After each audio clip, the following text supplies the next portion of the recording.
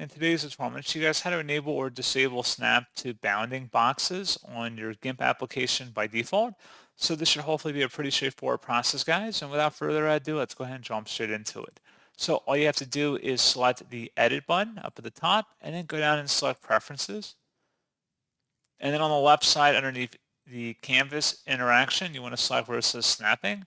And then on the right side, you want to locate where it says snap to bounding box, check mark or uncheck that depending on your preference for both normal and full screen mode down here, and then select OK to confirm, and that's all you have to do. So pretty straightforward process, guys, and as always, thank you for watching. I do hope that was able to help you out, and I do look forward to catching you all in the next tutorial. Goodbye.